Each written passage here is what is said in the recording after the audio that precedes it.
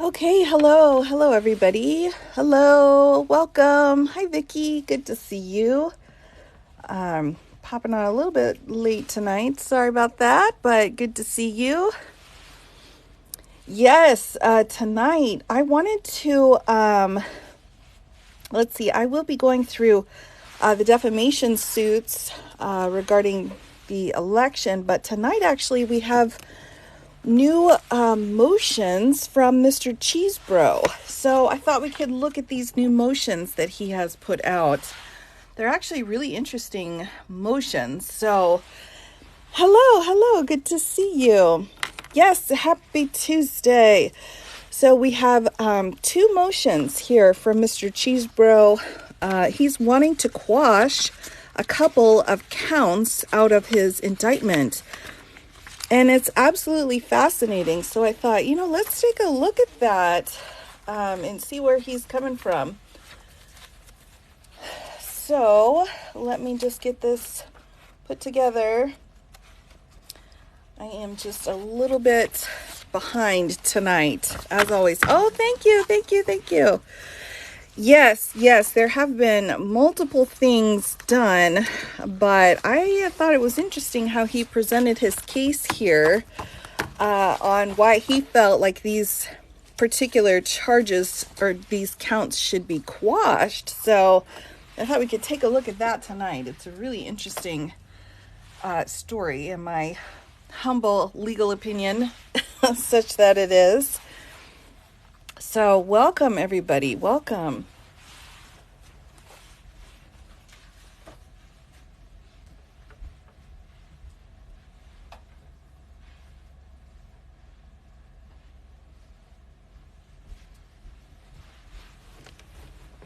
Whew. Okay, trying to get myself sorted out here. I'm just kind of behind on everything today for some reason. Hi from Atlanta. Oh, hello, welcome. Good to see you.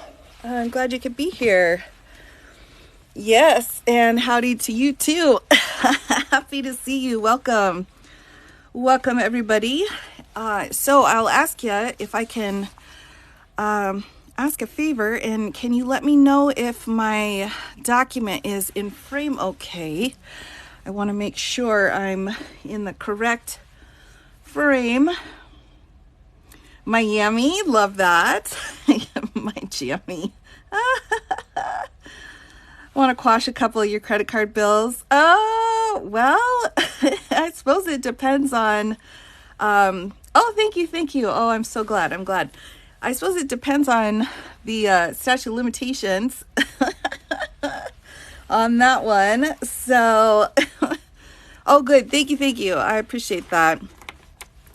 Yes, we have a couple of, Mr. Chesebro. Let's just review what he looks like, shall we? I want to make sure I don't get them mixed up too badly. We had Meadows, we've had Clark, we had Eastman. So this is Chesebro right here. He's the one that has filed a couple of motions. Kenny Queso. That's funny. Yeah, so this is the fella that we'll be talking about. He put forward two motions to quash. So in this indictment, he had, let's see, multiple charges. Let's take a look here at Mr. Chesebro. Here are the counts as well. Counts 1, 9, 11, 13, 15, 17, and 19. So he's asking to quash 4 of those counts. Yes, he did choose that haircut. So the first motion that we'll go through is motions 11 and 17. So let's just take a look. Number 11 is conspiracy to commit forgery in the first degree, which is actually one of the higher prison sentences. That's up to 15 years. And then 17 is conspiracy to commit forgery in the first degree. So 2 of the forgery charges, 11 and 17, he's put into one motion. So we will see. Powell did? Yes. I don't doubt it. I don't doubt it. I thought these would be good because he gives a lot of explanations here. Oh, thank you, Sassafras. Yes, I have to keep everything pretty well organized. I try to stay on top of it, but you know, it's anybody's guess. Yeah, so great question. Lisa, good to see you. Always good to see you. So quash means you're asking the court to stop something, some kind of legal action. So if you had a subpoena, you could ask the court to quash the subpoena. So any kind of a court order, you're asking for it to be stopped. So yes, let's get the dude back out again. Hold on. Here we go. The dude. It's this guy right here. Oh my goodness. Yes, this fella. So he's the one that has filed right now. So he and Miss Powell are to be tried together. All right. He's the one that had the really excited attorney arguing in front of the judge. So these two will be done together. So he wants a speedy trial, but he keeps filing motions and wants to throw out all the charges. Yeah, Lisa, I think you got it. Mm-hmm. Yep, to be played by Bob. Yeah. Oh my gosh. Yes, the dude. Oh, thank you. Thank you so much. Yes. So here we go. Let's dig into it. So the motion to quash, again, he's trying to get two of his counts. And again, we have, he was charged here with RICO and 6 other charges. So he filed 2 motions to quash to eliminate 4 of those charges. Oh, from Vegas. Welcome. Good to see you. You've been summoned for jury duty in Fulton? Oh, goodness, Mary. Wow. It does need a Brady Bunch theme. I agree, to do away with it. Yeah, he's saying that the counts 11 and 17 and this one shouldn't be applied to him. So we will see. Is that like a sovereign citizen tactic? It seems like it, although I think it's got more sophisticated language. But yeah, pretty much. Yes. Well, I think we're going to be okay. I don't think we're going to have any prejudicial issues at this point. Again, it's all public record. So if someone's already interested in this case and is already looking into it, you know, that factor's already there. So, all right, here we go. Mr. Chesebro, what does he have to say? Motion to quash counts 11 and 17, and he's sending it to Judge McAfee. Comes now Kenneth Chesebro, whatever, by and through the undersigned counsel, and asked this honorable court to quash counts 11 and 17 of the indictment. So these are the fraud charges, the forgery charges. The basis for this motion is vested in Georgia law, the Electoral Count Act, and the 12th Amendment. So we're going to have a few discussion points here regarding the fake electors situation. I thought it was really interesting to see kind of ahead of time what the different arguments are going to be here. In support thereof, Mr. Chesebro states as follows. Number 1, counts 11 and 17 charge Mr. Chesebro and others with a conspiracy to commit first-degree forgery in violation of Section 16-9-1 sub B, based on the allegation that the Republican presidential electors were not duly elected and qualified, and thus their actions in preserving their alternate ballot were illegal. Now, this whole argument that he's about to put on is going to be his complete defense to the fact that he shouldn't be included because they took information he gave them and he ran with it, and that was on them, not on him. So it's actually a really interesting argument that he brings up. So here we go. The charged conduct is alleged to have taken place between December 6th of 2020 and December 14th of 2020. Both counts allege illegality based on the actions of the Republican presidential electors and their completion and certification of their ballots. Specifically, count 11 concerns the Republican electors' certificates of the vote, and count 17 concerns their vacancy filing notice. All right, so let's bump down. Hello, Captain. Good to see you, as always. First, the instant motion hereby incorporates the facts and arguments in co-defendant Ray Smith's motion titled Demurs to the indictment filed September 11th. And then he's talking about the certificate of vote. So that is what's been alleged under the indictment for him. So let's just take a minute and remember what he's talking about. We have number 11 here, conspiracy to commit forgery in the first degree. And then we have that second piece for 17, conspiracy to commit forgery. So he's saying these forged documents, he should not be responsible for that. So let's see what he's got for his arguments. I don't know if they'll be successful, but we can take a look and see what he's got. Both counts fail to allege an essential element of the offense of forgery, that the document was used to defraud anybody in particular. All right, there it is. He's saying nobody in particular was meant to be defrauded. The indictment alleges that the documents were given to the U.S. Archivist and the Georgia Governor's Office, but it does not allege that the documents were provided to defraud the Archivist or Governor. In fact, during the meeting of the Republican electors, both David Schaefer and Sean Still stated on the record that the electors were meeting to preserve any potential victory that may transpire through litigation. So here is his argument. Now, we can take a look at our sheet because we've got Schaefer and Still on here. Let me just look that up, demurrer, and make sure that I don't have it mixed up with something else. Yeah, so demurrer is just basically saying these other two guys. Here we've got Schaefer and Still. So here's Schaefer, and Still was this guy, both of the fake electors. They're saying that there was an issue of fact. So that's what a demur is. It's similar here. They're just saying we object to particular pieces of the facts. So we're demurring on it. So, oh, did I miss a cowboy hat? Oh my gosh, I wasn't even paying attention. Oh no, I missed it. Okay, I'll bring it back here in a minute. So we have these two guys that were also the fake electors here.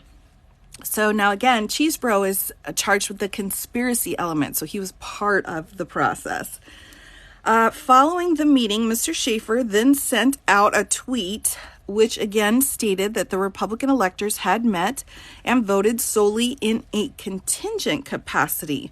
Further still, at the December 14th, 2020 Republican elector meeting, Mr. Schaefer specified numerous times on the record that the meeting was for the Republican nominees for presidential elector. Thus, there's no evidence that the Republican electors intended to defraud anyone.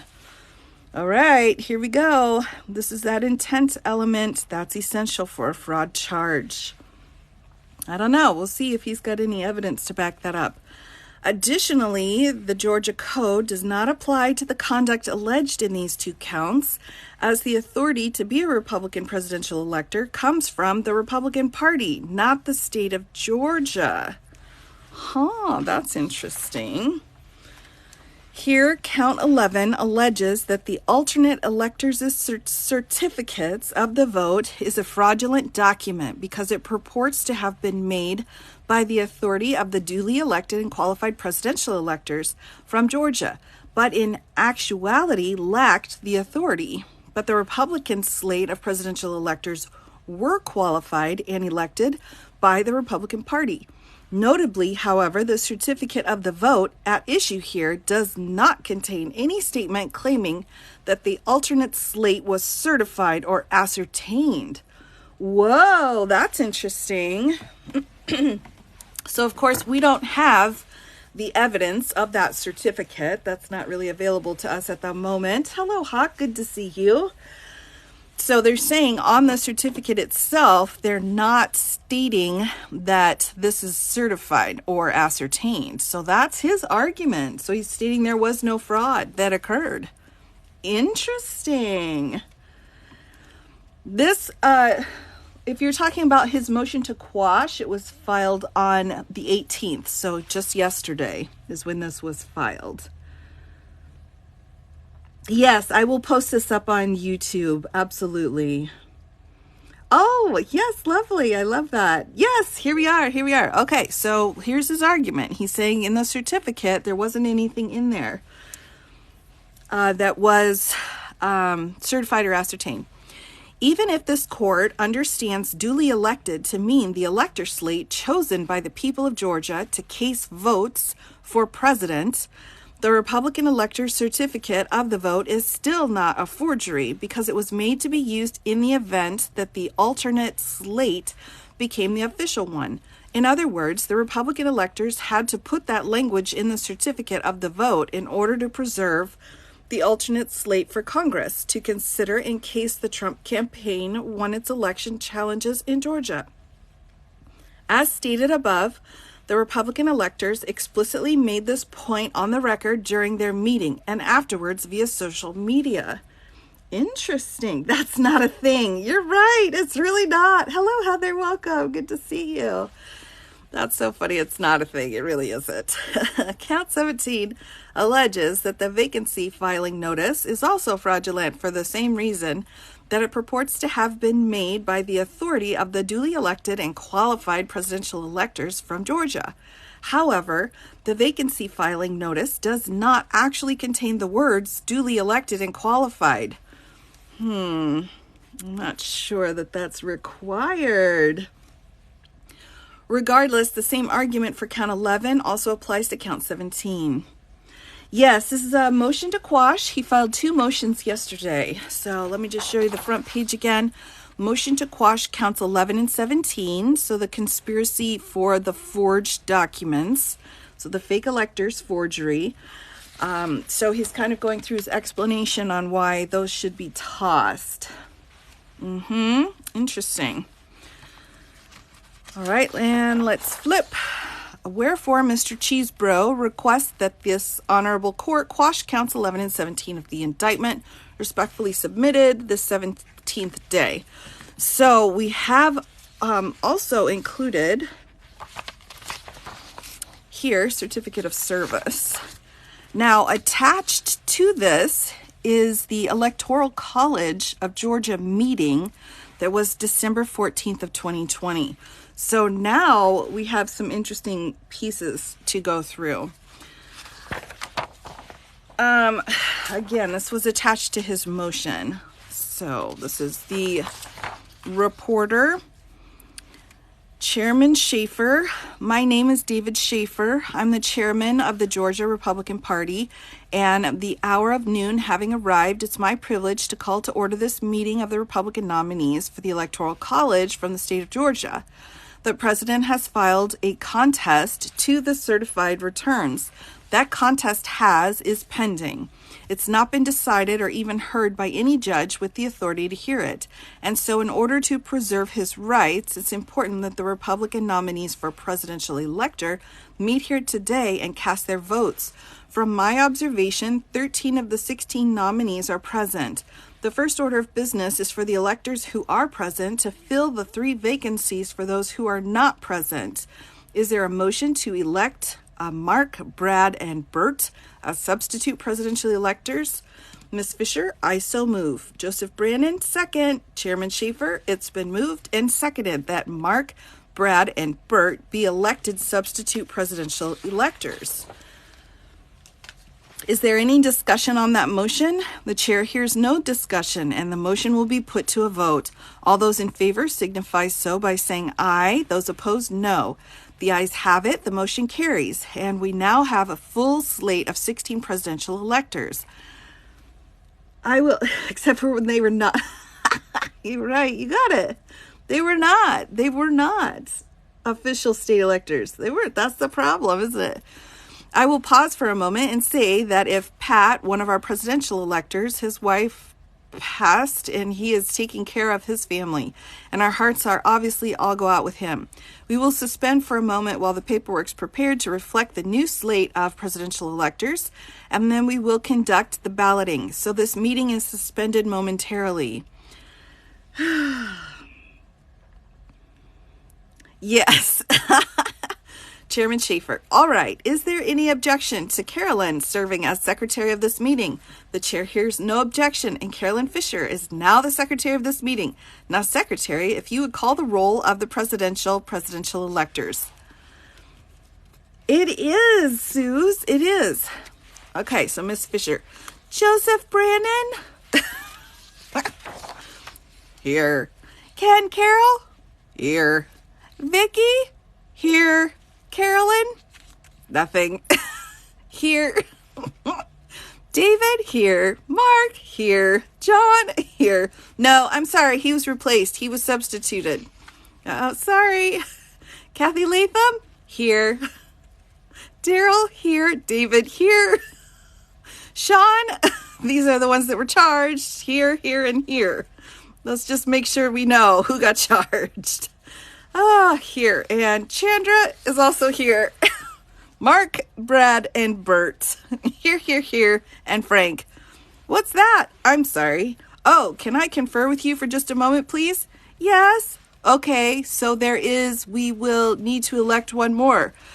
Robert, do you need me to elect one more? One of our presidential electors is no longer eligible because he registered to vote in another state to further his college studies.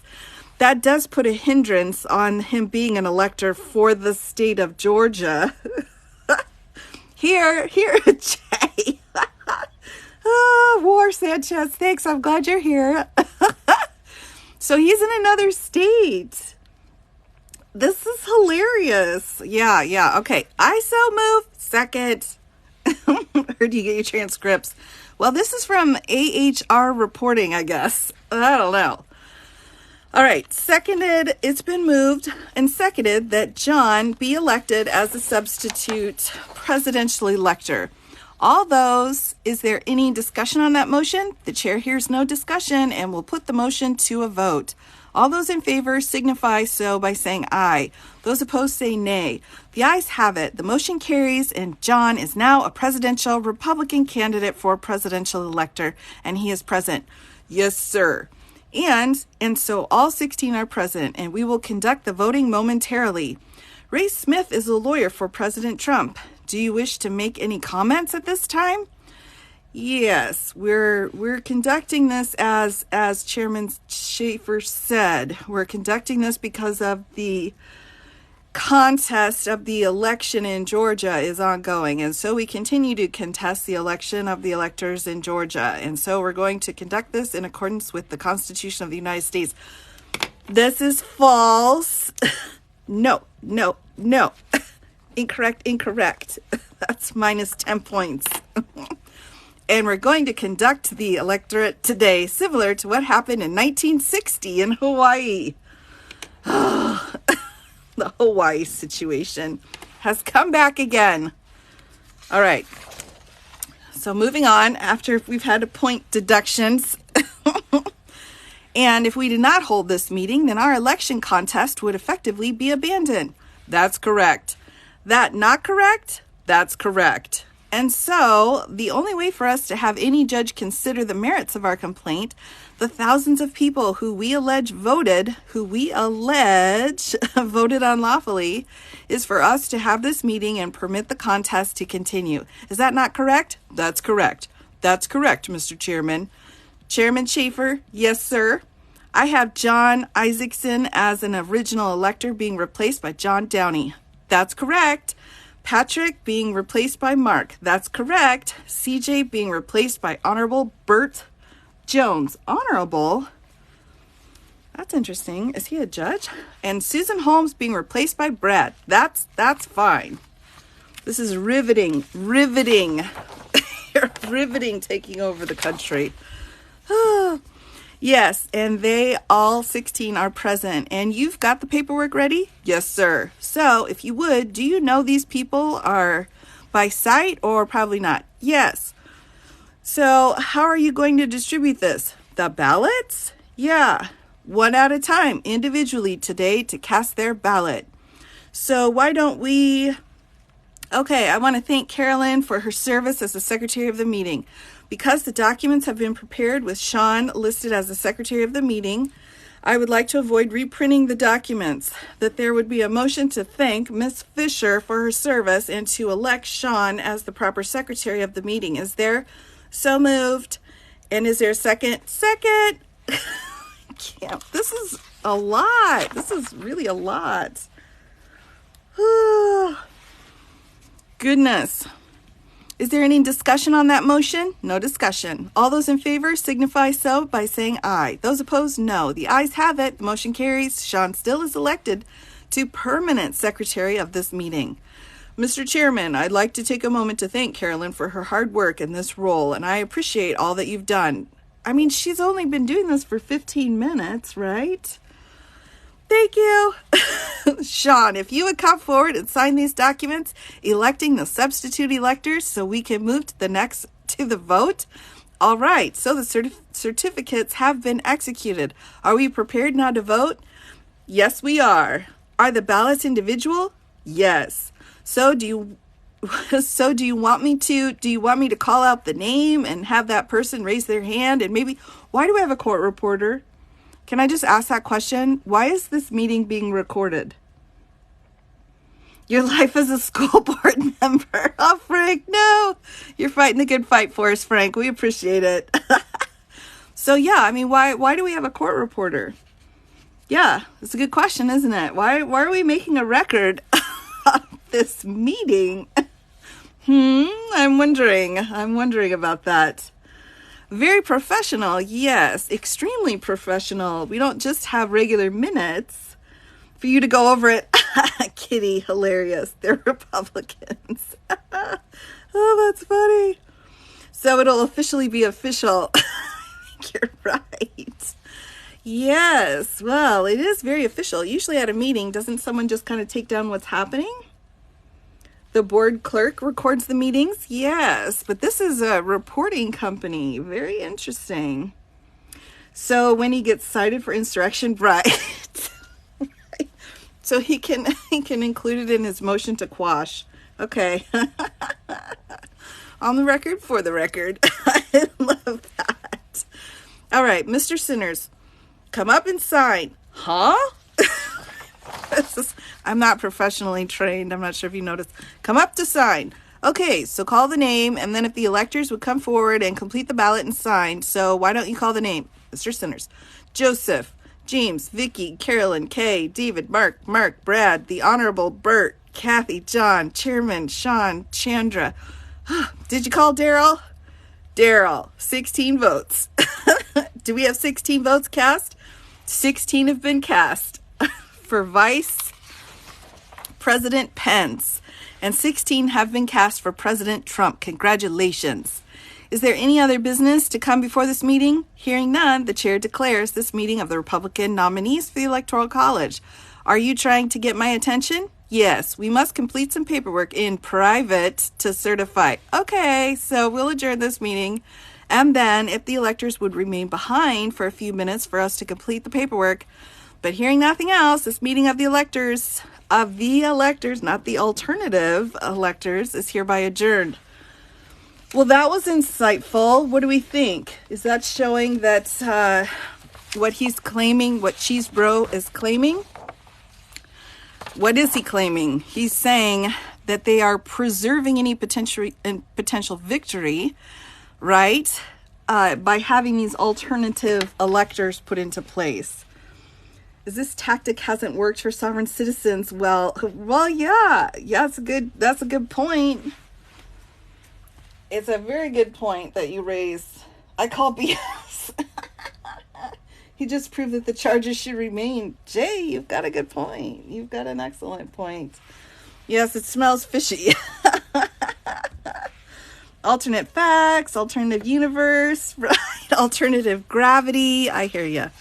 Yeah, I'm not persuaded. In fact, I don't see anything in this transcript talking about how this is only supposed to work if the litigation goes. I mean, there's some mention at the very beginning, but other than that, I said the BS motion. Feels like he just gave them more evidence. It kind of does. It kind of does. Well, I'm sure that the second motion to quash will be much more informative. Let's just make sure I've got this correct, because this is 11 and 17. Did I already do 11? I already did 11 and 17. I thought we had 4 pieces in here. Hold on, everybody. Hold on. Hold on. I gotta pull the record up again. Georgia. Okay. Right. Yeah. Sorry, we've got counts 13 and 19 also that he's filed for a motion to quash. So just one moment. I must have misplaced them in my giant swimming pool of paperwork that I can't escape. So just one moment, please. I've got to go get it. Just one second. I'll be right back. I'll put this up here so everyone can remember who we're talking about. Right? This guy. I'll go grab this second motion. Just a second.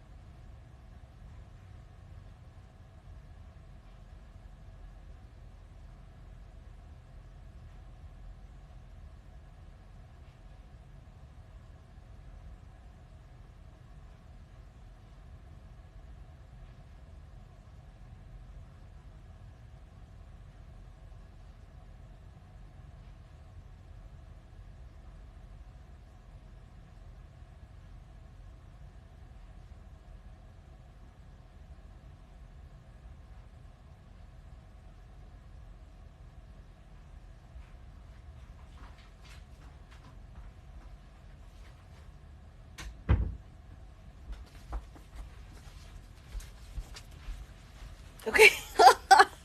See, the cowboy hat. What is happening? I leave the room for 2 minutes. Oh my goodness. Oh my goodness, that's so funny. I can't. Yes, clearly there's a crown. Oh my goodness. Well, we gotta have fun, right? We gotta have some fun. Okay, so I'm not trying to interrupt here, but this is the guy. This is the guy who's filed the motion. Okay, it's a cowboy hat. Oh my goodness. Oh my goodness. Yes, pencils down. Okay, we're going away now. We're going one more. Let's just make sure. Oh. Okay. Thank you so much, everybody, for the laughs. I appreciate that. Okay. It's cracking me up. All right. Thank you for your helmets on. Oh, no. The paperwork. Oh my gosh. Oh, that's so funny. Oh my gosh. Yes, Cheesy got the hat. All right. Sorry about that. Sorry. Fun. I know. I'm a fun hater. I know it. I know. I'm a fun ruiner. Oh my goodness gracious. Okay. Here we go. We got motions to quash counts. Counts 13 and 19 here coming up next. So there are no darts. Oh my gosh, that's hilarious. Yeah, the cat scratch is really chef's kiss. I know. You're right. I've got to start meditating so I don't get the giggles. Meditation is very important. All right, here we go. Here's the second one. So now we've got counts 13 and 19. So let's take a look and see. Count 13, we have conspiracy to commit false statements and writings. And then 19, which is conspiracy to commit false statements and writings. All right, so again, 2 more conspiracy charges, and he has filed a motion to quash on those. So comes now Kenneth Chesebro, by and through undersigned counsel, and asks this honorable court to quash counts 13 and 19 of the indictment. The basis for this motion is vested in Georgia law, the Electoral Count Act, and the 12th Amendment in support thereof. Mr. Chesebro states as follows. Counts 13 and 19 charge Mr. Chesebro and others with a conspiracy to commit the offense of false statements and writings in violation of Georgia Code 161020, based on the allegation that the Republican presidential electors were not duly elected and qualified, and thus their actions in preserving their alternate ballot were illegal. The charged conduct is alleged to have taken place between December 6th of 2020 and December 14th of 2020. How does a burrito talk? I don't know. Okay, meditation. I gotta stay on target. Okay, both counts allege illegality based on the actions of the Republican presidential electors and their completion of certification of their ballots. Specifically, count 13 concerns a statement within the Republican electors' certificates of the vote that was sent to the U.S. archivist. 19 concerns a statement within their vacancy filing notice, which was sent to the U.S. archivist and the Georgia governor's office. So, and then we've got the same footnote here on the first page regarding the Smith's demur to the indictment. So again, him contesting or objecting to the facts as well when he was filing against his own indictment piece. So we'll keep that in mind. In count 13, the statement at issue is the certificates of the vote is the following. We, the undersigned, being the duly elected and qualified electors for president and vice president of the United States of America from Georgia, do hereby certify the following.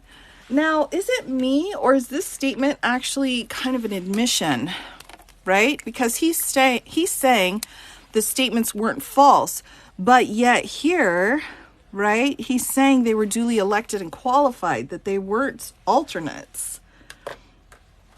That they were actually the ones duly elected and qualified. I don't see how that's helping. Why do they keep filing things that are admissions?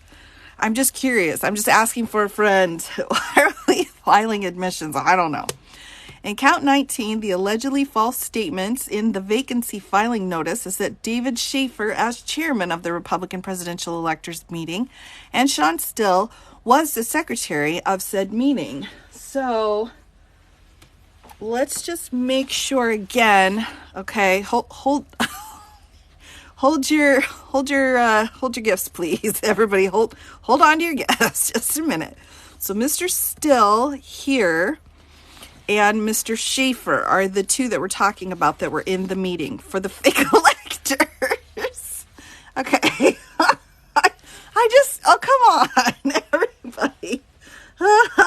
All right, so these two were in the meeting. Here we go. He's gone and he's gone. Thank you. Yes, they were both in the meeting with the court reporter. Oh, I'm sorry I had to take them away. I'll put it back up in a minute. The worst album cover ever. I agree. All right, so those two guys were there in the meeting. So what he's saying is there was notice to David Schaefer, who was the chairman of the Republican presidential electors meeting, and Sean Still was the secretary of the meeting. All right, so these two guys who've also been charged, he's setting out which of the roles. This is the motion to quash from Chesebro, trying to quash the two pieces regarding the fake electors. Chesebro's motion to quash. That's right. However, neither of these statements are false. Here, the Republican presidential electors were qualified and elected by the Republican Party. That's where you're wrong, sir. Okay, let's just take a moment here. He's saying that the Republican presidential electors were qualified and elected, even though they were not actually the correct electors. Right. Thank you, Hawk. Thank you. Right. So they're saying that it was correct, and it's not correct. The slate was not certified or ascertained, but nor did it purport to be. Now, I'm not sure that that's really what was necessary here. In fact, the Republican elector meeting on December 14th, 2020, Schaefer specified numerous times on the record that the meeting was for the Republican nominees for presidential elector. What even is that? Nominees. Okay. So doubling down, yeah, it looks like it, doesn't it?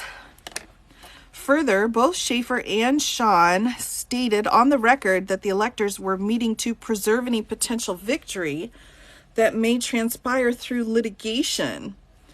Following the meeting, Mr. Schaefer then sent out a tweet, which again stated that the Republican electors had met and voted solely in a contingency capacity.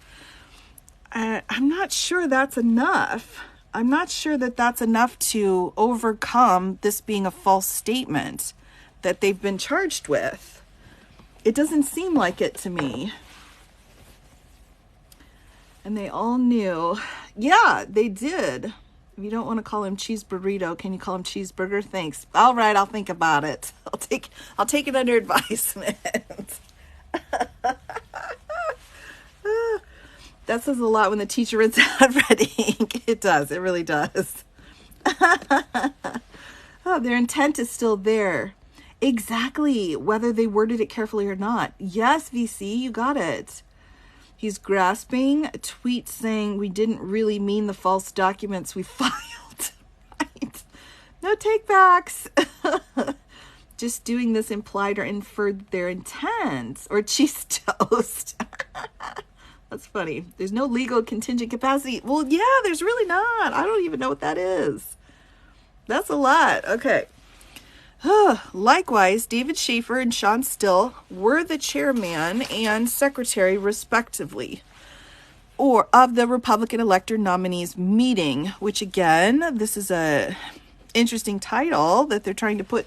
They're really trying to create a situation here to match up to what's already happened. Trying to turn their false statements into true statements. Yeah, exactly.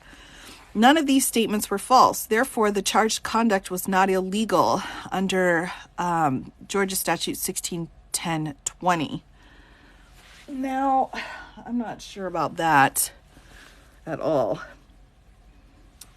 Attorney Hack, if you tweet, that makes it legal. Right. Oh my goodness. All right. Additionally, the statute requires that a false statement at issue must be made in all manner. All right, hold on. Let me pull this statute up real quick. I just want to double check the language. Just a moment here.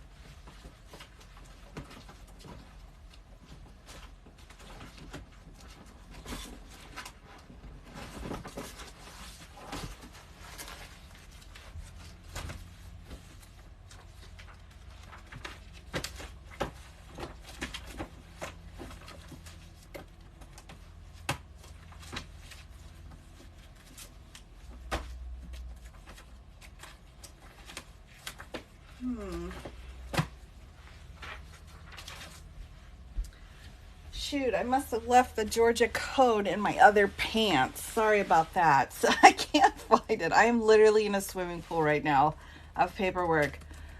Hold on, let me just pull it up. We'll go old school here.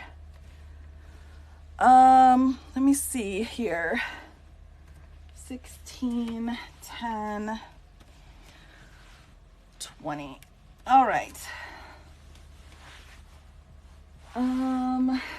Right. So 161020 is the section of racketeering, offenses against public administration, obstruction of public administration and related offenses, false statements in writings, concealments of fact, fraudulent documents in matters within the jurisdiction of state or political subdivisions. All right, so yeah, this is the Georgia code here. Sorry, I have the whole code, but I don't know where to put it. I'm just swimming in paperwork. All right, let me just read it real quick. It's only a couple sentences. A person who knowingly and willfully falsifies, conceals, or covers up by any trick, scheme, or device a material fact, makes a false, fictitious, or fraudulent statement or representation, or makes or uses any false writing or document, knowing the same to contain any false, fictitious, or fraudulent statement or entry in any manner within the jurisdiction of any department or agency of the state government or of the government of any country, city, county, city, or other political subdivision of this state shall, upon conviction thereof, be punished by a fine of not more than $1,000. Okay, so this is the section that they're talking about regarding the false writings. So what they're saying here is that the charged conduct is not illegal because they were doing what he said. Yeah, smoke and mirrors, I think, is a good way to say it. So, and I think as someone had commented before, if they're trying to turn something that was wrong into something that was right by changing the labels, is not going to work on here. Yeah, interesting try though. Interesting. You know, I find it fascinating how many times in a lot of these motions that they're just saying, you know, again, yes, we did it, but what we did wasn't wrong, even though the law said it was wrong. It's like, what are you talking about? All right. Additionally, here we go, moving on. Additionally, the statute requires that a false statement at issue must be made in a matter within the jurisdiction of a Georgia department or agency. In other words, as the Georgia Supreme Court has explained, a defendant must know and intend that the false statement would come to the attention of a Georgia agency or department that had the power to act on that statement.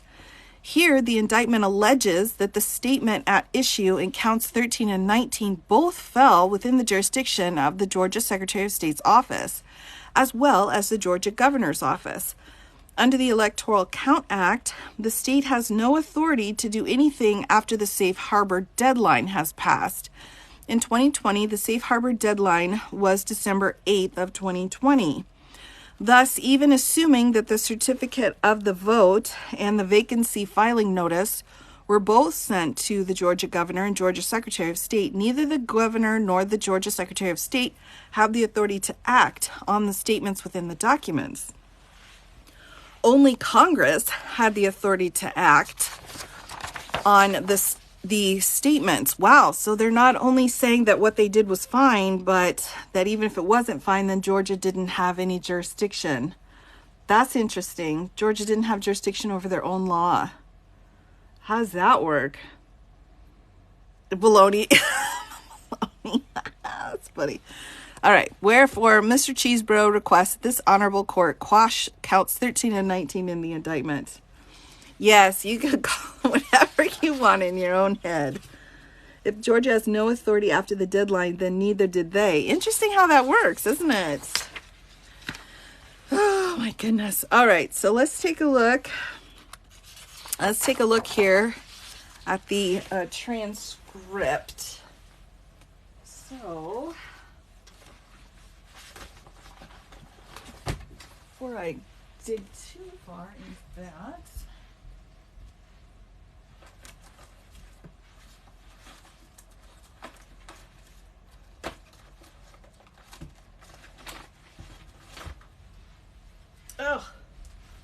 I'm so mad at myself. I just found the Georgia code, of course, now that I read it off of the computer. It was right next to me the whole time. Oh, well, that's how well organized I am. You get what you pay for here, people. I kid. All right, I wanted to double check the date on this one to make sure that we're not rereading exactly everything that's the same. So this is the first motion, and this transcript was set out December 14th at 12:05 p.m. And this one is December 14th at 12:05 p.m. Can the state respond? I can't even with this. I would. It's exactly how I would respond to it. Exactly. Oh, my filing cabinet just fell over. It's okay. It's fine. The weight of the paperwork was too much. Oh, Suze, no. Did you get muted? No. Oh, my gosh. Suze, how could that happen? No. Who muted Suze? Hold on a minute. That is unacceptable. Hold on. What? We can't have that. Who's been muted? Let's just look and see here real quick. One moment.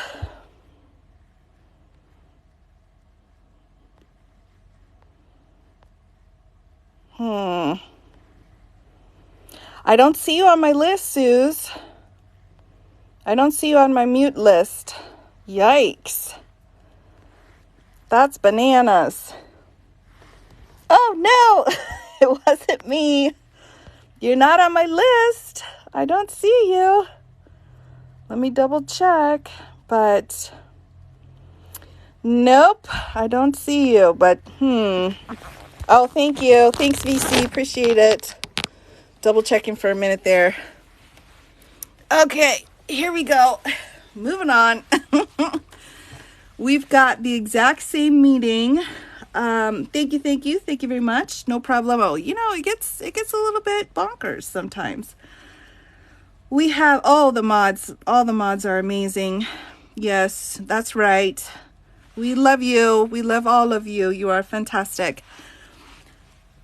Absolutely. Yay, Suze is back. Thoughts on letting the members of the grand jury be questioned? Right. So, yeah, let me finish this up and then I'll come back to that, okay? Because that's a really great question. That's an absolutely great question. So hold on. Because this is the same transcript, I'm not going to go through it again. But he's attached the same transcript on of when they went through and picked all the people out. So the one piece, again, that he mentioned was that this was, for backup purposes, contingency purposes, he had said. And, I didn't particularly see that in any of this language in here. So I'm not persuaded. This is not persuasive to me, at least. Poor Judge McAfee, he's going to have his hands full. Oh my gosh. I mean, how many motions are these people going to file repeatedly? I mean, I get it, but it's a lot. It's a lot. I feel bad for him. All right, so there we have the motions to quash. We went through those. The basic points was he was saying none of this was fraud because it didn't have two words on it, which was certified. And the other one was it wasn't a false statement because it was an actual meeting, even though the actual meeting was not a normal meeting. So there we have it on the update on that. So who's got some Q&As here going on?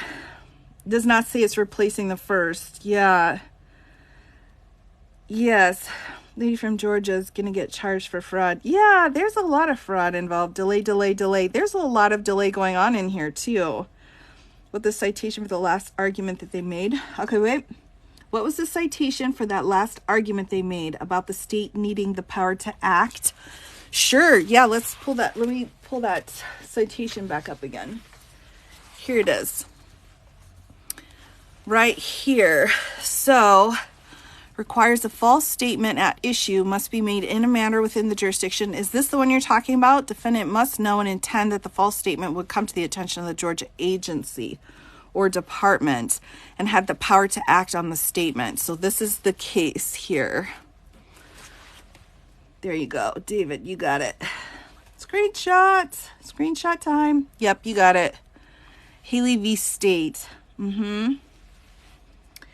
I think there's a lot of delaying involved in all of this, because the further you push it, then the more chances people have of not being as outraged by it, as well as the closer we get to the election. So I think it makes things more complicated. A lot more complicated. Pretty brazen, considering it clearly came to someone's attention because of the... Exactly, Sparkly. Exactly. I mean, they're kind of walking back on everything. What's the first actual court hearing date? You'll have to be more specific. I mean, for the October trial in Georgia, the October trial in New York, civil, March for the DC case. Yeah, which you have to be more specific. Sorry about that. October 22nd? October, yes. Yes, this one, midnight at the Quash Court. That's so funny. Oh, yes.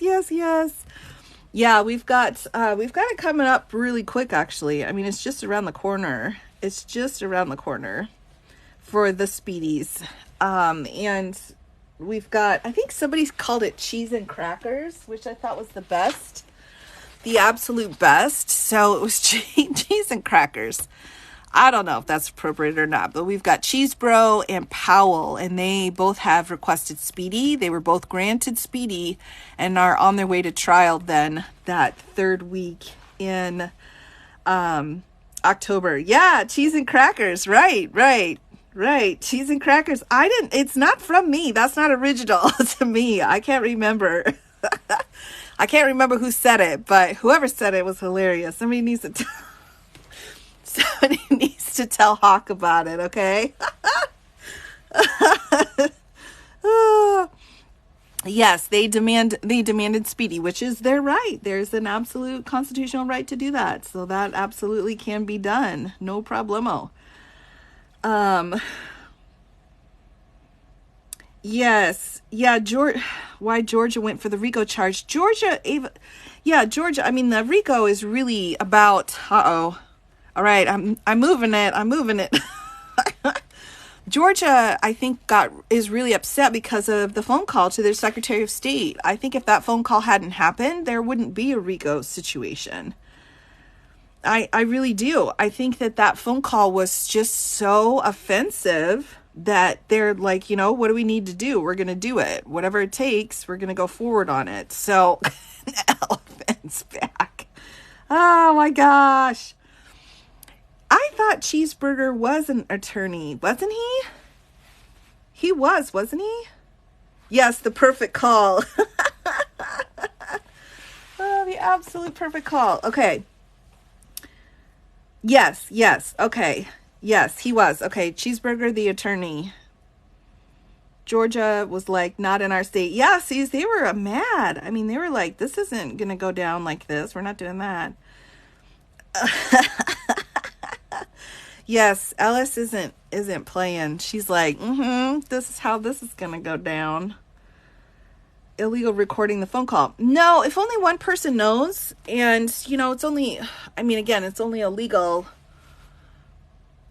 Like, the only problem with it being illegal, let's talk through this for a quick moment, okay, everybody? Let's talk through this.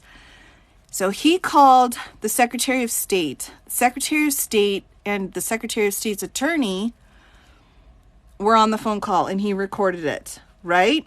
So if the Secretary of State recorded the phone call, first of all, anybody can record anything, right? The only problem is when you are using it in a way that would harm someone.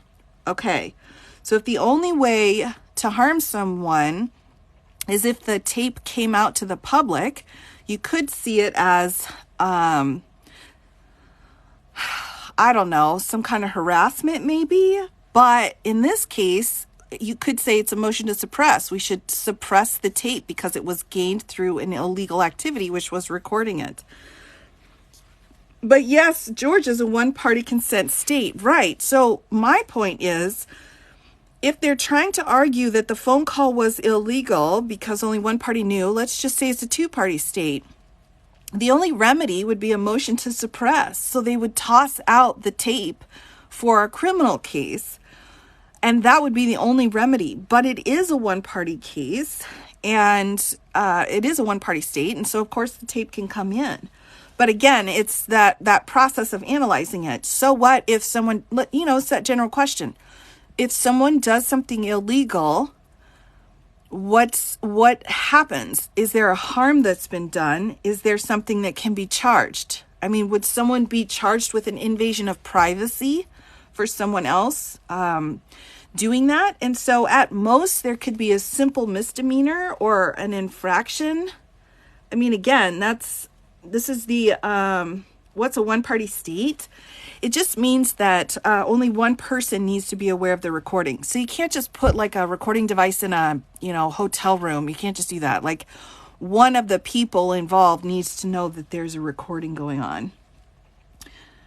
Once crosses the state lines, goes to where words were uttered. Really? That's interesting. Okay, goes to where the words were. That's fascinating. We love that. They should be charged for it. So, right. But I mean, what's the harm? What harm was done? They were being propositioned. Someone was asking them to do something illegal. That's according to this indictment. I'm not saying that. I'm not personally saying that. I'm saying here, the charge because of the phone call was, wait, where are my solicitations at? Here they are. Solicitations. All these solicitation charges is when they're asking public officers to abandon their oath. Okay, so the criminal charges came from this conversation, right? That's a totally marked up thing. It is. It really is.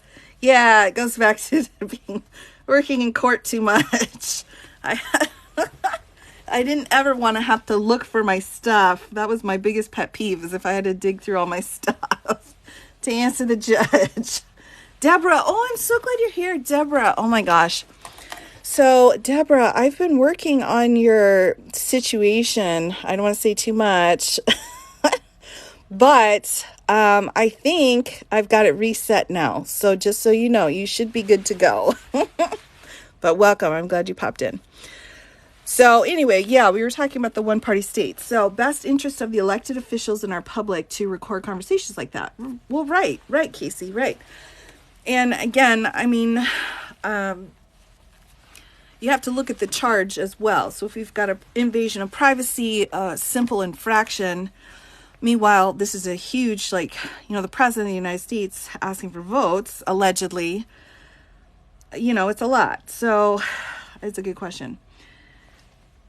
Here again, this case is going to trial. I think they're delaying to get the stories correct. Yeah, Ava, I think there's so much delay going on in all of these cases, and all of them. And it's worked in Florida. They're not even trying in Florida. The judge is doing it herself. DC is like, nope, we got to stay on target. And so Judge Chutkin's like, I'm not dealing with this. New York, again, the civil case goes in a couple weeks. The criminal case just got knocked back down too. They tried to move that one further down the road, and that got knocked, but it's all getting knocked around. How is he allowed to run for president? Well, Erica, you ask an incredibly valid question. And I think part of it is because our Constitution is so vague about what the qualifications are for running for president. And as long as you're 35 and older and you're a citizen of at least 7 years or born in the country, depending on how you interpret things, you can run. So technically, I mean, if you're a felon, you can run. Yes, Florida. Why would you record when so much is happening? Why wouldn't you? Exactly. Who doesn't record? That's the better question. Who isn't recording right now? Everybody's recording everything. We learned what we needed to learn from Nixon. Come on. If Nixon can do it, so can we. I say, why not? Felons can run for president, but they cannot vote for president. Exactly, Tiffany. They can't vote for themselves, but they can run. Yep. Rothenberg was smart. Oh, yeah, he was, of course. And he knew it was coming, too. He had put it off. And then when the day came, was like, okay, we're ready. We're ready. Always expect to be recorded. Yep, exactly. Exactly. If I were a felon, there's so many jobs. I know. Section 3, Amendment 14. Yes. And that's an ongoing debate. We talked a little bit about that last week. I'm waiting on a couple more things, but I'm putting together a series just on the 14th Amendment, Section 3, which I'll have pretty soon. But yeah, some people are saying it's not a disqualification. Some people are, but yeah, I don't know. It's interesting. Your feelings on the jury's being questioned. Oh, thank you. Yes. Okay. So, wait, one more thing. Do you mean in Georgia or do you mean in DC? Can you just clarify that one? Because I got two roads depending. Please draw a mustache. No, I can't draw a mustache. That's not right. I can't do. In Georgia. Okay. So, right. They're asking to, let me just do a little mini mustache. There. How's that? So it's just a mini mustache. Oops, that looks too much like something else. We got to move it on. So we had this special jury and we had the special grand jury in Georgia. And then we have the regular grand jury for the indictment. So they're asking to poll your printer with a cheeky. Yes, I know, but it's so good. I can't. I think it's tough. Anytime we talk to our jurors about how they came to the decision that they came to. I mean, a lot of times we'll say, hey, are you comfortable talking to us about it? And then they'll say, sure, why not? Because it's interesting to them. But, the fact that they are specifically requesting it, I don't know. To me, it seems like a lot. It seems like you're overstepping the comfort of the jury. I mean, if you ask them and they're okay with it, that's one thing. But to get the court involved in it to kind of force the issue, I'm not a big fan. And it might be because I'm just really protective of our jurors. But why would questioning the grand jury be relevant? They decided based off of evidence. Well, it would be a great way to say, what evidence was most persuasive? What evidence did you have a problem with? What evidence did you actually use when making your decision? Which witness wasn't credible to you? Which witness was credible? I mean, you could pull apart a lot of different perspectives on how the state presented evidence in the light most favorable to the state, and then what were the problems with their case. So that could be very helpful. Wondering if the sheriff's logo was close. Yeah, I don't... Was there anything offered in compensation for changing their votes? And if not, is it still solicitation?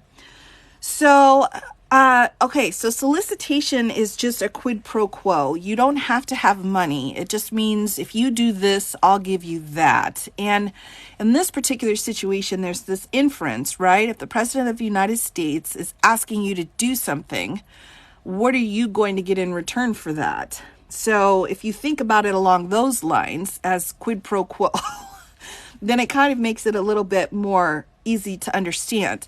If you listen to that phone call, and I've done it a few times here, and I've got it on my Tube of You channel, but if you listen to it, it seems like the biggest motivation was, we'll stop bothering you. If you just, the heart, we'll stop bothering you if you just, go look at the votes again. So that was a huge piece of it. Like the benefit in looking at the votes or trying to find these votes would be, we'll leave you alone, because they had been calling and finally got this phone call. But again, you can think of it like, what do you think's going to happen if you do something that the president of the United States is asking you to do? And solicitation, again, is the asking, not the actual exchange. I know in a lot of the old TV shows, it was always like, oh, you got to make sure that they take the money before you go charge them, but that's actually not That's a different kind of solicitation. Solicitation here is just asking the question. Asking someone to do something illegal is solicitation. So what they're getting in return isn't really the essential piece. It's just the fact that something will be gained in return. Okay, so the Honorable is Burt Jones. Wait. Okay, so the Burt Jones is... Oh, wait, I don't get what you're saying, Suze. Yeah, I don't get what you're saying. I'm sorry. For some reason, the light's reflecting off of my screen. I can't quite read what you're saying. Boop, boop, boop, boop. Sorry. Sorry about that. Yeah, let me see if I can move this. So the Burt Jones in the meeting. Jones, right. Okay. All right, let me double check. Sorry everybody. I'm slow moving today. Right. So Burt Jones, the lieutenant governor, who was also there, and then the attorney was... Okay, wait. In the transcript. I'm trying to follow you, Suze. Hold on. I'm coming back around. It's coming back around. It's like the next... Okay, so...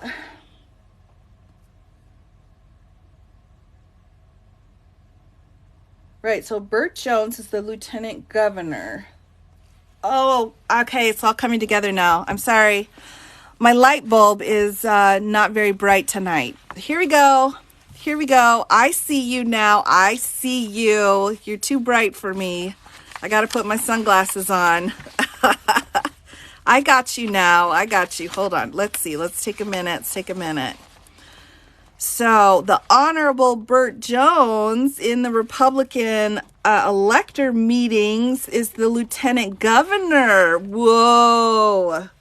What? What's he doing in that meeting? What is he doing in there? No, that's not right. Whoa, Suze, you are sleuthing. You're like sleuthing 5,000 right now. Conflict of interest, yeah. So, whoa. Okay, so he's in the meeting. Okay.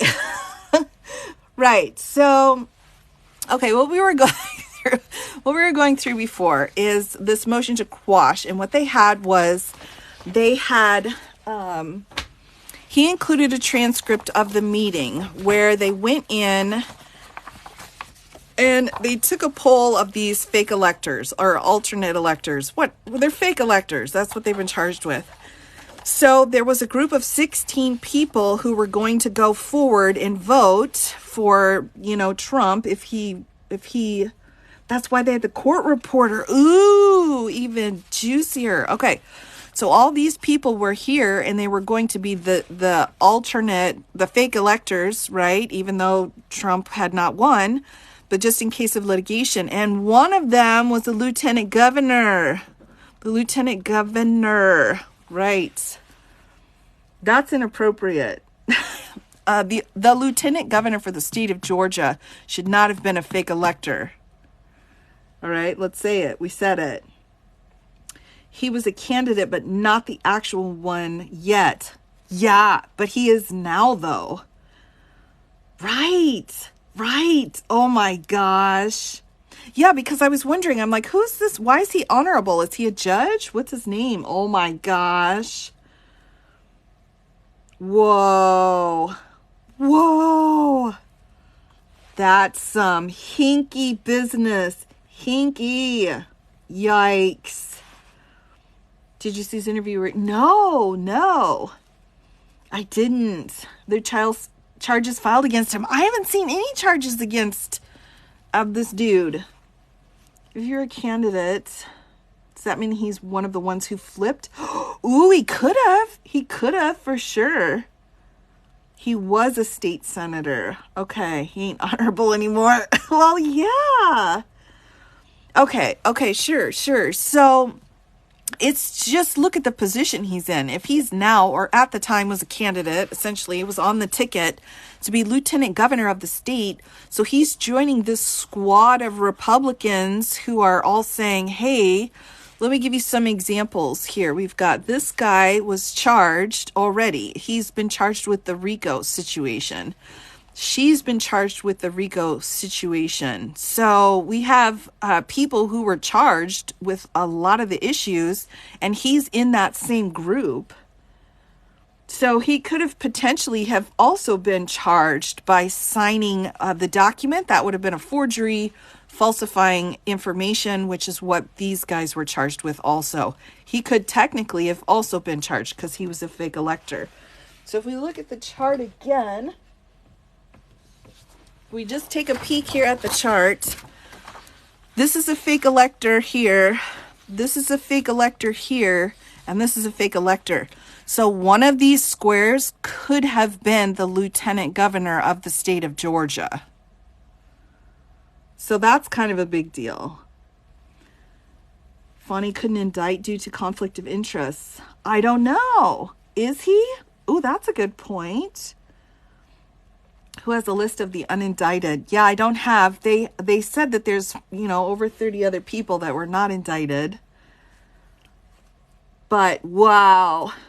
Why were some charged and some not?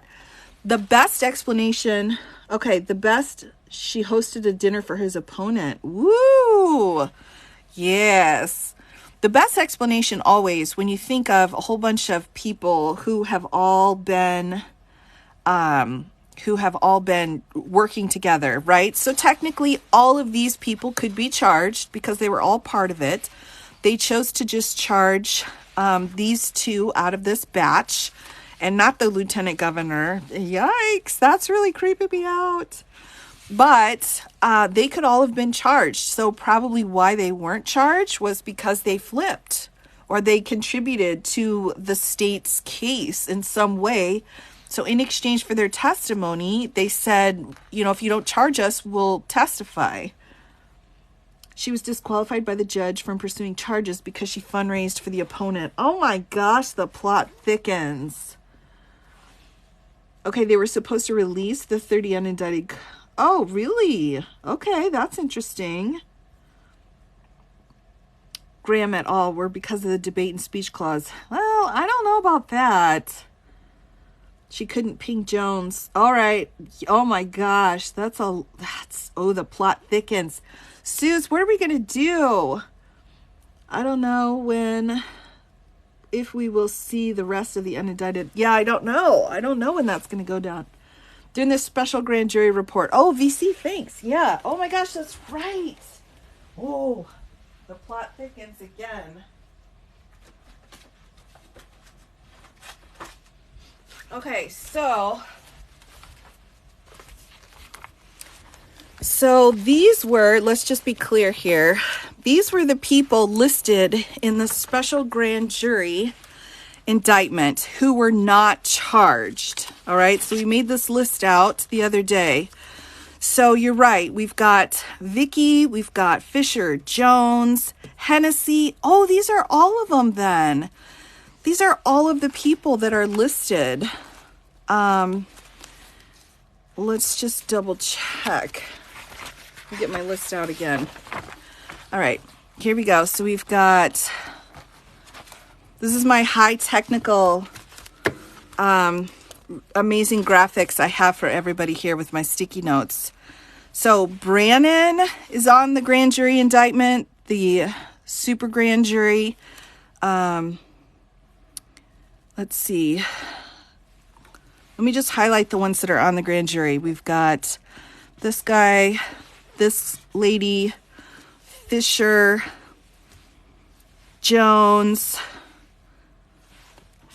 this one. Hannah's not mentioned. Okay, so this one's not mentioned. Hennessy was, Amick was, Downey was. Of course, Latham was charged.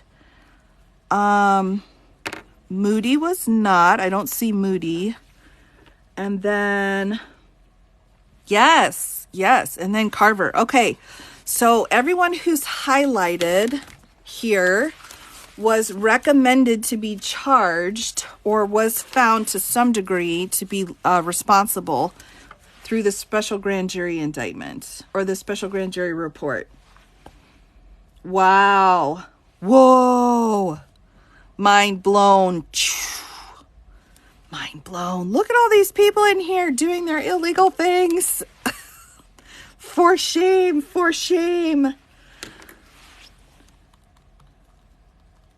Yeah, we got a lot of people flipping here. We got people flipping left and right.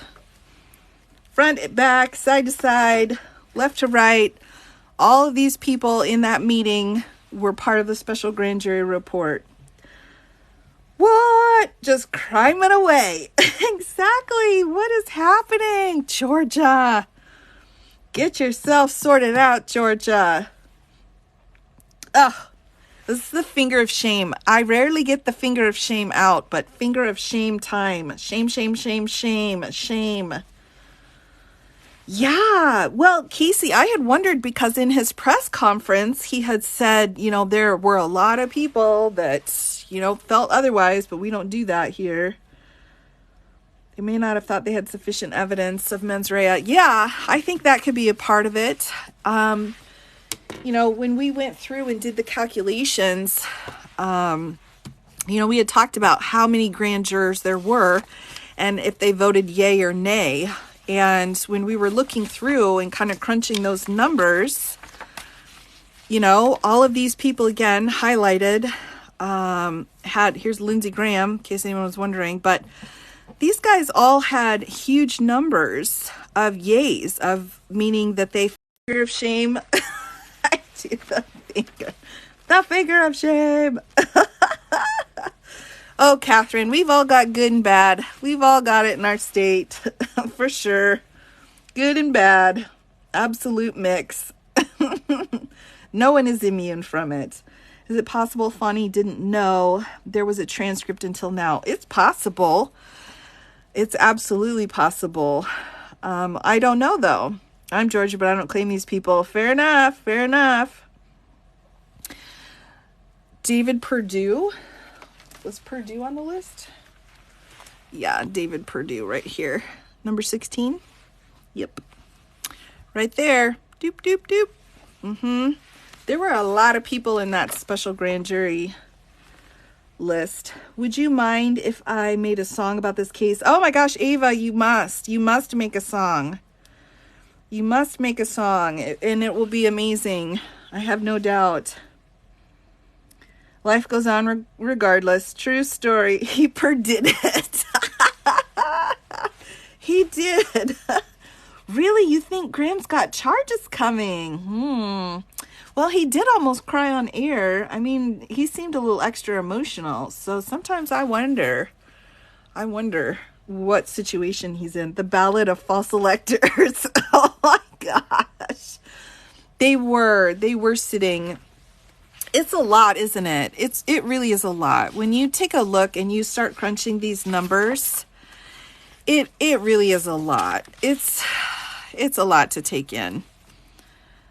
Some of these people were charged, but like Cleta Mitchell, she's like one of the top 10 with the most votes by the grand jury, and she wasn't charged. So she's flipped. Lynn Wood's flipped. We're not sure what's going on with Graham, but there were a lot of grand jurors here that had questions that were recommending indictments here. This is yay, nay, and then, the alternate.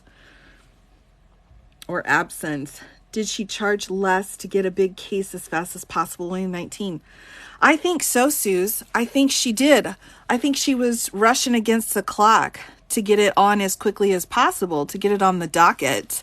So I think that could absolutely have been a huge piece of what was involved for her, was to actually just get it filed and get the ball rolling.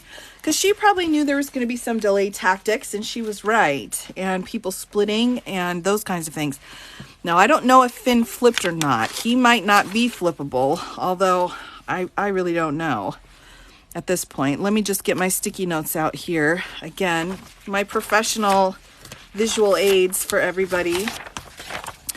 So these were the recommended people who were recommended to be charged are in yellow, but who were not charged. So the ones in orange are the ones who were charged. So you can see we've got quite a list here. I think she won't charge Lindsay because of the pretrial issues she had with getting him. That's a really good point too. It was such a hassle to even get him there to get any of that information.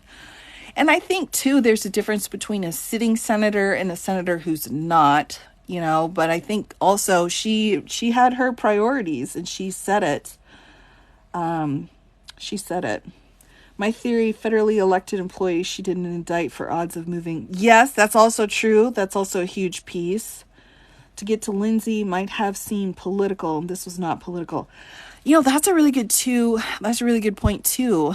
You know, even though our special grand jury came in and said, yeah, there's grounds here, but on the other hand, you know, she had a very focused list. She had, you know, 3 of the people that were in that meeting were charged, and they were the ones with the top jobs in that meeting, as well as other pieces. So they had multiple charges involved. So I think the people with just the charge of being involved in the meetings maybe just wasn't worth it to her to add them all. Dusty, I'm sorry. Are you muted? Let me double check. I can double check. You know, we just do the best we can here. We do the best we can. For sure. And let me just double check and see. Dun, dun, dun, dun, dun.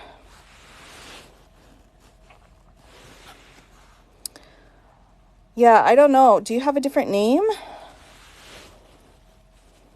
Dusty, you'll have to tell me if you have a different names. Little Bananas earlier. Oh, you're not on my list. Hold on. I don't have you on mine. Just a minute. One moment, please. We're checking.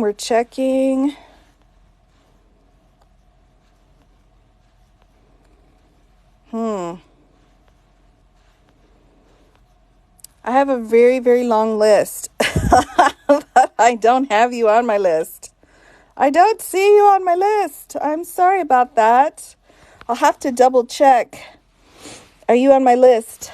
Rosa, is your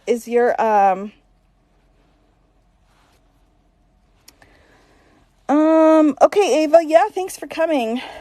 Let me just double check. I don't have you either. Oh, got him back. Okay, great. Thanks, CJ. Thank you. Yeah, Rosa, I don't see you either.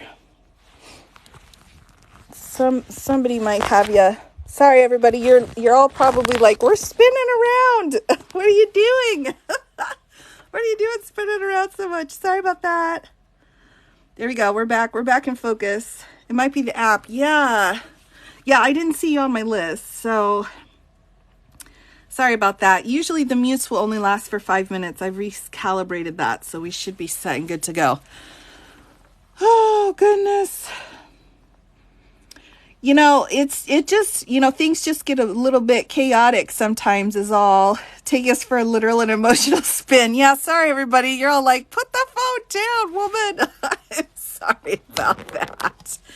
I get so laser focused on one thing and everybody else is like, what's happening? Oh, yes. Yeah, I have quite a big list actually, so I'm careful about that. Did you see Rudy's lawyer had sued for unpaid fees? No, Emily, no, that's not true, is it? Oh my gosh, I know what I'm going to be looking up after the live. Wow, that's crazy. That's a lot. Oh, you don't get seasick, thank goodness. More strict on certain words and phrases. Yeah, in there, you know, I have some swear words and a few other words that people use that 1.5 million, dang, that I have on my list. But He should have another fundraiser. Yeah, at least one, maybe multiples. Whoa, that's a lot. That's a lot. Yeah, Jessica, I'm with you. That's exactly right. He's only paid his lawyer. Wow, yeah, they don't like that. You know, when we are dealing, he owes 1.6. Oh my gosh, Greg, no. You know, when lawyers get into these big cases, they do it a lot of times because of the potential for, oh, it's fine. Sorry, nope, we're fine. Sorry about that. A little bit behind tonight. Whoopsie-doos. But the fact that he's not paid it out, that's huge. I mean, those lawyers aren't going to stick with him for very long if they don't get paid. Let me just double check here. Oh my gosh, $1.4 million. Such an intelligent woman. Well, I don't know. I mean, I know a lot about what I know a lot about, but that's about it. That's all I know about. The lawyer suing him too was his oh no, that's awful. Oh, we hate that. It costs a lot to defend someone who's confused. Yes, I agree. He thought Trump would pay his lawyers. Oh yeah, that's a rude awakening right there. Personal secretary flipped. I don't know. I'm not sure if that's official yet. I heard some comments about the to-do notes on the back of classified documents. Has other people heard about that too? I've heard about that, but I've not heard if she's officially flipped or not. Yep. Okay. Any new filings?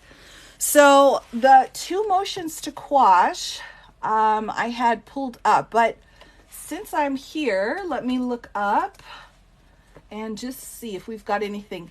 The last thing out of DC was we had the we had Trump's reply motion for recusal, right? So I went through the recusal that he filed, then the government responded, and then he did a reply motion, and that was the 17th. So that's the update for DC. Now, Florida, the last I heard was that they had filed a joint discovery, which was really just the government because the defendant didn't feel like it. So that was the last filing I saw out of Florida. But let's just double check. And then Georgia's a mess because there's so many splits going on. It's hard to tell. So it looks like there's a notice that was filed yesterday. Hereby gives notice that it filed 2 redacted versions of the government's notice. The government previously filed under Section 10. Let me just glance through this. Redactions are minor. Okay, so the government filed a motion yesterday in Florida regarding redactions. So that's about it. Right. Nuclear codes, bread, milk, right. Peanut butter, whatever. Extra Diet Coke, you got it. On the back of the classified documents. Oh my gosh, it's a lot. It's a lot. It really is. It still blows my mind. But the Florida case is moving along so slowly. It really is. You know, there's been a lot of talk, you know, kind of behind the scenes too of, you know, the judge needs to run her docket the way she needs to run it. But there does come a point where you start to say, why aren't we getting things taken care of here? You know, we've got stuff going on. But it looks to me like the speedies in Georgia will go first. Then we will probably have, we had something, I think we had, the rest of the defendants will probably be split too. I don't see those going. I think we will extradite. I think in my thought is that the judge will split the last of the batch up because we've still got 17 defendants left. So I think he might split them. I think we may be looking at 3 trials. Did you see Hawk's video on the interview where Trump admitted it was all him and his ideas? Yes, Jilly, I did. Well, I didn't see Hawk's video, but I saw the original video, and my goodness, that was a lot. I was thinking DC would go first, but maybe Georgia. I think the Speedy's in Georgia. So the two. So cheese and crackers, I think, is going to go in Florida. Where's my sheet? My handy dandy sheet here. We'll have two there. But then, uh-oh. I don't know. I'm seriously, oh, here it is. Here we go. All right, so cheese and crackers are going to go first. Cheese and crackers here. And then after cheese and cracker goes, we're going to have DC coming down, and it'll be a tie with how he sets out the rest of the Georgia cases and this one. Technically, you know, I think wasn't it May? We were supposed to hit court for Florida, but I'm not sure if that's going to happen or not. What's the column in the middle mean? Oh, sure. So this was the special grand jury votes. So 20 for yay, 1 for nay, and 0 for absent is what this is the code that they're using. So when they went through and put each charge in on the special grand jury, then they also wrote down all of the yays and nays on it. So for each charge, just to give you some idea, here's a better, easier view of it. And they went through each one, and then the jury had to vote who they thought was involved, who it was either yay or nay, or they weren't present. But they always had enough people there at every go of it. So that's just a vote counting process. Georgia jury selection could take years. You know, I think because the prosecutors are probably pretty used to this kind of voir dire because they've done so many RICOs before and big cases. And it sounds like, at least the defense counsel that I heard for cheese and crackers, they seem to be pretty knowledgeable about picking a jury too. Especially crackers. Her attorney seemed to know a lot, actually. He seemed very well spoken, knew what he was talking about. So I feel like he's going to do a really good job. I'm trying to get papers. I am. Could the circuit court remove the case from canon? They felt strongly about it. There would have to be a motion. Someone would have to ask for that. The court wouldn't be able to come in and just pull it. The government would have to say, look, this is a miscarriage of justice. We need to, move this along. And she would have to deny everything and not move it along when asked. And then, they could appeal it. But, the court itself couldn't come in. You've got to have a motion in order for that kind of movement to happen. Linwood and Cleta Mitchell absolutely have flipped. Look at the votes for them. Oh, I know, right? I know. Those are huge. Huge. Especially Cleta. Georgia jury summons went out. 450 report. Yeah. Oh, yeah. It's going to be busy in Georgia. Busy. Oh, I am. I'm swimming in a pool of paperwork, everybody. I've tried. October is going to be super busy. Well, and we've got all kinds of motions and things to be filed, too. We're going to have motions in limines coming up. We've got pretrial motions. We've got witness lists. We've got all kinds of stuff going on. It's going to be busy time in the legal world for sure. Alfred E. Newman in disguise. Is she? Could be. Please make sure you boop the screen. Oh, yes, please do. Boop. We do love the boops here. We're all about booping. Lemonade, yes. So, right. So there was a hearing. Let me do a backstory. Sorry to shock anybody. So here's the backstory. When Cheese and Crackers had their hearing in order to split from the rest for Speedy, they, the attorney for Cheesy, Mr. Chesebro, his attorney kept referring to a motion in limine as a motion in lemonade. So it was so funny. We couldn't stop. I mean, it's funny. It's just good, clean fun. Good, clean lemonade fun. I think it's a stitch. So his attorney was in there. Yeah, cheese and crackers. I can't. Yeah. I mean, it's just, it makes sense. I don't know who started it. It's not original to me. But whoever did is like, it makes sense. I have a hard time remembering everybody. I get Meadows and Eastman mixed up. I get Hall and Clark mixed up. I mean, I'm getting all of them mixed up. So anyway, to have to have them kind of stand out in one way. Lynn Woods agreed to immediate retirement in July to prevent the loss of his law license. Yes. Well, no, and I thought Clark just had a hearing on his license too. Am I wrong on that? I thought he was in LA recently. Was it California? I know Eastman was California. I'm not sure about Clark. Missed that. Wondered where the lemons came in. Yeah, Jordy. Yes, it's just from motion in limine. Oh, that's funny. What about the monkey woman? Yes. Oh my gosh. All right. So the monkey woman. I saw that there was some kind of a hearing. The state is saying that the information that defense put on wasn't enough as of this point.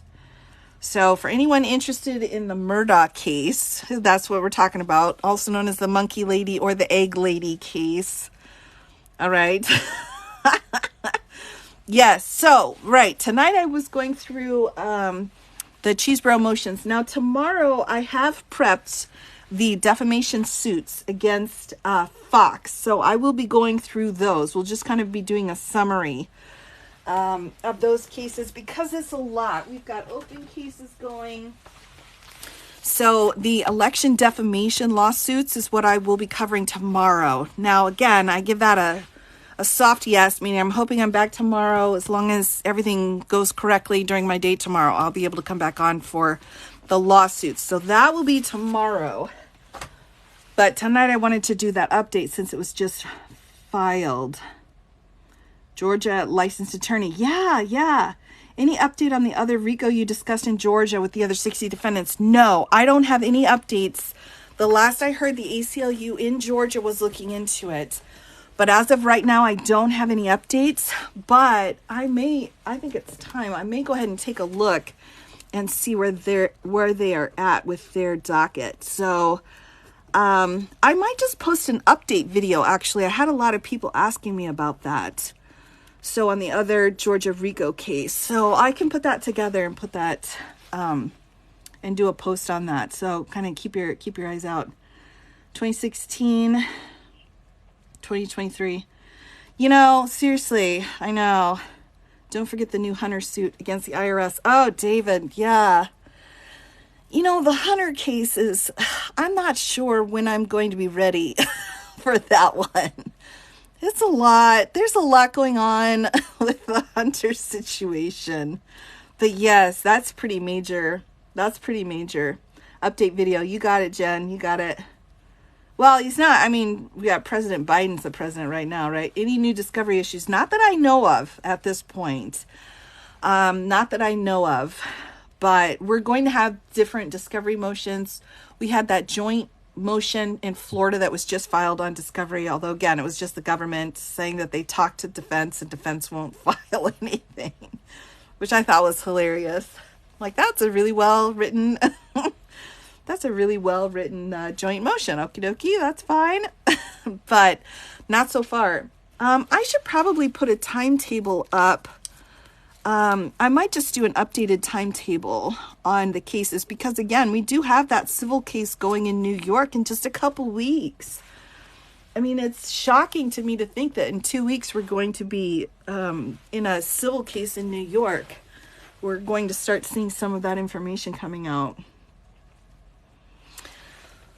So let me get the updated trial schedule. What I'll probably do, because, you know, I do like to color code everything. So what I'll probably do is just put a schedule together, a trial calendar for the next, we'll do the next 3 months, maybe 6 months, but probably just 3 months.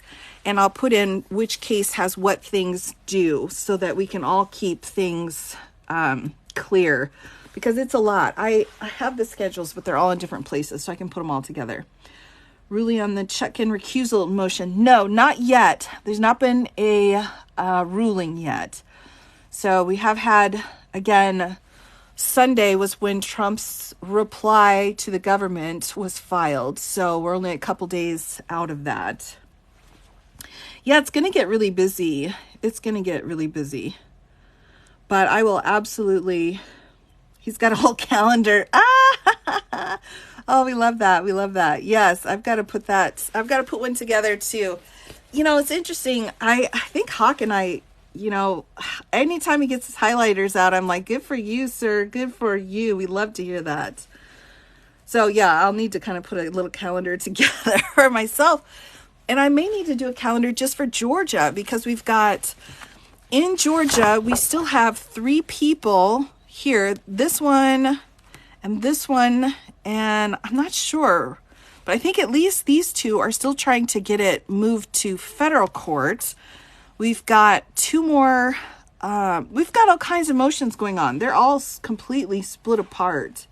What about the gag order from Jack Smith? That's not been ruled on yet. So we have, his motion was filed, and then she gave defense counsel 10 days to respond, and then Jack 5 days after they respond. So 2 weeks, basically, when all of the motions are in before she'll make a ruling on that. Smith is Conan O'Brien's evil twin. Oh, yes, yes, yes. We love that. We love that. That's okay. I feel like Trump should have a Lone Ranger mask on in the picture. No, I keep pulling this up. I don't know why. I'm just trying to give everyone a visual on what's going on. But yeah, I will put together a trial calendar. Federal court still means a Georgia jury, just expanded beyond Fulton County. Exactly right. And, you know, I saw too that there was another really good point somebody made, that the prosecutors in Georgia are used to putting their cases on in their own home field, right? The home field advantage. So pushing them into federal court, even though it's still the same prosecutors, could kind of throw them off a little bit. And there may be something to that. So, oh, you're welcome, Jilly Bean. You're welcome. Yes, Danny, I hope I answered your question. I apologize. I'm kind of all over the place. So I'm a little bit all over the place, probably because will slowly be drowning in paperwork at any time. But I have a very responsible, environmentally friendly program here. So no worries about that. How would they hold a state law in federal court? Yeah, so the only reason why they would be in federal court is because they're claiming they're federal employees acting under their job descriptions. So it would be in a federal courtroom, but the law would be the state law, and the judges would be a federal judge. It'd be fine. They're not going to have any problems. I wouldn't think about that. You're doing an amazing job. Oh, thanks, Murray. Oh, that's so sweet of you to say. I appreciate that. I do. I really do appreciate it. Oh, good. Thanks. I'm so glad, Danny. Yeah. Well, I try to come on at least with some information. Yes. Yes, we recycle, and I use all of the proper environmentally responsible things that I need to do. Interested to read the response to this motion to quash. Yes. Well, and I want to take a look at some of the other ones too, now that he's mentioned the 2 other demurs. So we had a demur from this guy and a demur from this guy. So I may take a peek at those too and see how they're the same. You are the best. Oh, thanks, Olga. I appreciate that. Oh, well, that's really nice. I really do appreciate that. I'm glad to, love to see your office. No, see, here's the deal, Greg. If you want to see my office, just close your eyes. Think of a room that's completely white. And that's just it. And you're peeking through paperwork. That's my office. Oh, Grandma, welcome, welcome. You know, but it's also littered with these too. So it's white and it's lollipops. That's it. That's my entire office. Is there any possibility of cameras in federal court? No, I don't think so. Yeah, I do have I have a lot of paperwork. I do. I'm an old school person, and for me, the paperwork is really needed. No candy corn, just for you. I wouldn't possibly do that because that would be wrong. Every time I go into the store, I'm like, what would Lisa A say? She would say no. That's what I think of. Every time. Nope. Yeah, Yeah, we did. I did a mustache earlier, but I don't know. It's not a very good one. Right. A demur is, they're basically saying there was some factual problems with the indictment language. So they're saying, hey, these couple of pieces that you wrote in the indictment are wrong. So it was just kind of added on. Lisa B loves candy corn. No, now we've got the Lisa fights. No, West Side Story. No. Oh, that's so funny. Oh, that's funny. I love that. Wait, we get lollipops here? Well, I don't really share, but I highly encourage everyone to have lollipops. I did have a great day. Good to see you, Fairmoo. Good to see you. Yes, candy corn. It's a big debate. It's almost as much as pineapple on pizza, but not quite there. It's like the pineapple on pizza's, sweet version. 9 pounds left of candy corn from last year or like over the weekend, because it's only Tuesday, Frank. Oh my gosh, that's so funny. That's so funny. Yes, Tootsie Pops are very tasty as well. I had to go to the Blow Pops to get off of my Tootsie Pop habit. Lines on the paper make him look pinstriped. I know. My ink was running out, but it's such a good one. I made all these notes on it. I can't bring myself to print it out again. Oh, that's so funny. Yes, they're both good. They're both excellent. I think it's good because Blow Pops, lollipops are excellent because first they make you be quiet for a minute, right? And then also they give you a minute to think. It's like, well, I'm going to think for a minute while I'm enjoying my lollipop. I'm going to take a minute. I'm going to pause. I'm going to think. And then we go forward. I thought it was pinstripes. Yeah, sorry about that, everybody. Oh, my printer. No, I've been just flush with ink. I've been so thankful. Oh, have I had? Yes, I finally got a new bag. I made it through the green ones. It was quite the journey, CJ. It really was. It took a lot of work. I had to be, yes. I had to be very strict with myself. When I have a lollipop, if it's a lollipop day, which is pretty much every day, I brush my teeth 3 times a day. So I always make sure I'm very careful about that. But yeah, if you have candy, you're supposed to brush your teeth 3 times a day, right? Minimum. Is that right? Is that weird? Am I a weirdo for doing that? Oh no. I'm worried now. I'm worried. Hello, sister girl. Good to see you. Uh-oh. I've said too much. I've said too much. All right. So, yeah, well, you got to take good care of your teeth, right? That's not good for your teeth for sure. But I don't drink soda, so, I figure lollipops are okay. I'm justifying it to myself and to others. You brush and floss every time. Wow, I can't floss that much. I can't floss. Really, Greg? What are you talking? What? No way. Oh. I can respect the floss. I can do once, twice if it's a good day, but 3 times a day flossing? Oh my gosh, mad respect to you, CJ. Total new respect for you. Love that. We're all living on the edge out here with our lollipops. Also use dental instruments. Woo, wow. Good for you. Good for you. You love to, now VC, come on, really? You love to floss. Who loves to floss? What? You tell your dentist you floss. That sounds about right. Yes, the water flossers. Oh, I love that. You bite the lollipops. That's going to get you. Yeah. You got to take your time, Can't afford dental implants. Well, I understand that, CJ. I understand. What? All these people enjoying flossing. That's fine. I'm not judging. Deliciously bad habit. I can't help it. It helps me calm down. Oh, I will be honest. I was a smoker. I quit, of course, but it is nice to have a lollipop sometimes. But I made bad choices when I was younger. I made some bad choices. Cough drops. Oh, yeah. Well, Suze, yep, you got to make sure. And I'm also very lucky. My genetics, I'm very lucky for that. So, but I am pretty careful. Quit cold turkey. Oh, nice. Congrats. Yes, Julie Bean, good night to you too. We'll see you again very, very soon for sure.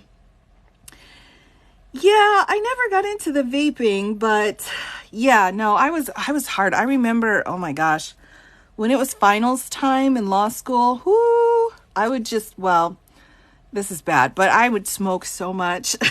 I mean, it was bad. That's how I got through all my finals, though, was just chain smoking. It was terrible. You know, did it work, Tiffany, to switch to vaping? Was that helpful? I'm wondering. I had to just go cold turkey. Ooh, sunflower seeds all day. Oh, I love that. Those are good for you. That's a great one to have. Yes, good night. Good night, Marie. Oh, I'm so glad you could come by. Yes, absolutely. And tomorrow I should be back on. Yep. Yeah, I had to do something. I definitely picked up the habit too young, but luckily quit in time. Oh, yes. Oh, Greg, yeah. I mean, it's not good. It's not good for you to be doing that stuff. I remember one time I tried to quit. Oh, I tried to quit so many times. And I had picked up the gum, but I didn't read the directions. So I was just chewing on the gum for like an hour. And I'm like, oh, this tastes terrible. Obviously, it just tastes so awful. That's why it's supposed to help you quit smoking. But anyway, I had this full body rash and I had to go to the ER because I had a nicotine overdose, because you're not supposed to chew it like you would chew gum. But like a dingleberry, I just was sitting there chewing on my nicotine gum and I was in the ER and they're like, what happened to you, woman? Like, it was the gum. Oh my gosh, I learned that the hard way. Yes, about the same time. And I will be going through the election defamation lawsuits tomorrow. So that will be our big docket for tomorrow, will be the defamation suits. Now, I'm always on Mondays and Thursdays, and so Thursday I'll probably set everybody up with the trial calendars and kind of break apart what's going to be happening in New York too, because it's so close. So, you know, Kasich, I don't know. I really don't know. I'm not sure how much time would be involved. I know that there are some situations where there's minimums, but you know, I really don't know. I think we just need we need to have some juries come in and make the decisions. And I think that'll be really helpful. I think that we need to have that. We need to have accountability, if there is accountability, or we need to have clarification. You know, let's get it sorted out and respect the jury's decisions once that goes down. So tomorrow at what time? It'll probably be 6 o'clock Central Time again. I might be a little bit late. Tonight I was a little bit late coming on. But as long as my schedule goes okay tomorrow, I should be in good shape to come back on. So it should be about 6 o'clock. Hopefully. Can we see the boob shroom? Of course we can. Here he is, right here. He's not very far away. Oh, yes. And I will be putting this live up on YouTube very soon. This is the boob shroom. He's my little troll helper. He helps combat the trolls. Pew pew pew pew pew pew pew pew pew pew. I can't help it. Sometimes, you know, you gotta just you gotta laugh. You just gotta laugh at the world sometimes. So well, he loves it. He loves to be jostled. That's why he's here. He's like, please jostle me, I beg you. So glad you're on today. Oh, Frank, of course. I should probably sign off though here so I can save my voice up for tomorrow. But it's been a fun night, everybody. I am looking forward to coming back on. He's so chill. Look at how chill he is. I love it. Oh, yeah, he's really cool. I got him at Target. So, you know, he was just with his buddies. It's pretty fun. But yes, good night, everybody. Thank you all for joining. I will be back tomorrow. We'll go through those defamation suits. Should be really fun.